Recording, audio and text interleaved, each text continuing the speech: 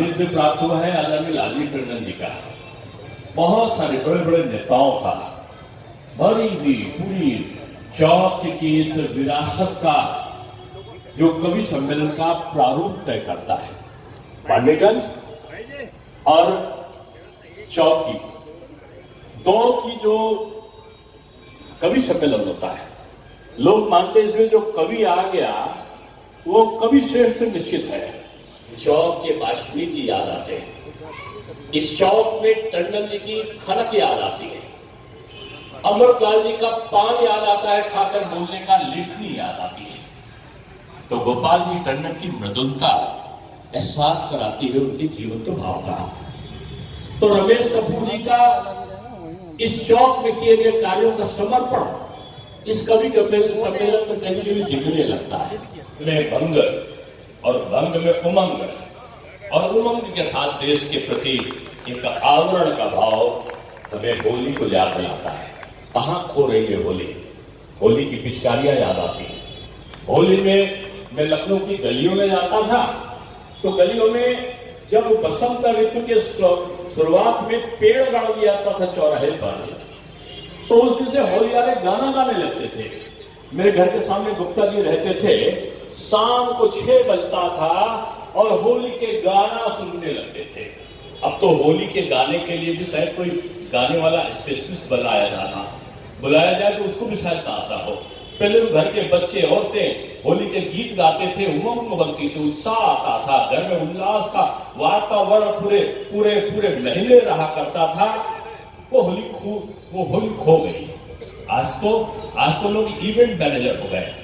गांव में, शहर में मैंने तो देखा जब दावत होती थी ना तो पंगत बैठती थी, पंगत में पत्तल में कुल्हड़ में प्याली में सब्जी में रायता में नुक्ति, और नुक्ति के साथ जीवन की मुक्ति और प्रेम और उल्लास का आने का भाव हुआ करता था।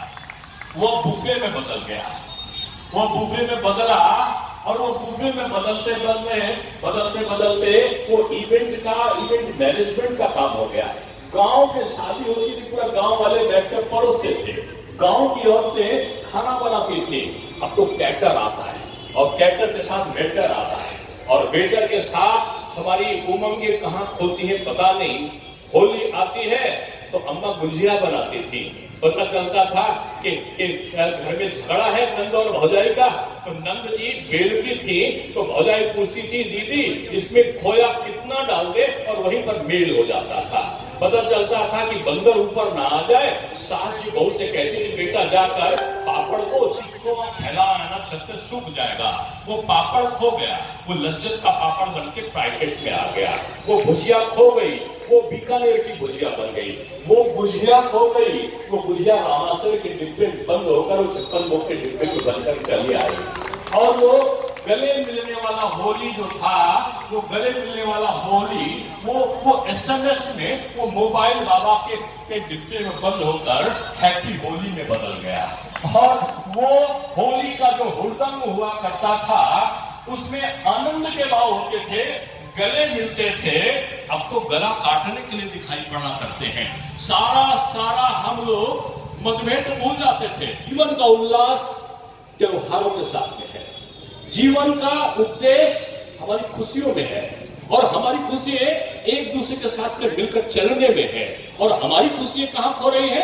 हम पारिवारिक आंतरिक भेद में बढ़ते जा रहे हैं। घर में 10 लोग होते थे, चूल्हा 1 होता था।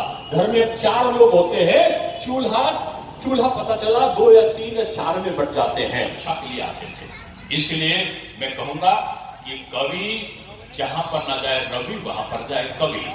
इन कवियों से मेरा चिंतन है कि इस राष्ट्र में जलती हुई जातिवाद की अग्नि को बुझा दो, इस राष्ट्र में जलती हुई सांप्रदायिकता को बुझा दो। हम एक धर्म का आदर करें, दूसरा हमारे धर्म का आदर करें।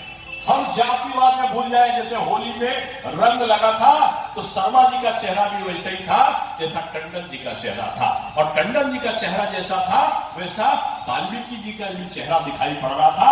अगर रंगों के रंगीनियत में हम अपने चेहरे को एक रूपता में ला सकते हैं, तो अपने विचारों से हम इस राष्ट्र को जातीयता और सांप्रदायिकता से अलग हटके एक रूपता में क्यों शान बन जाए।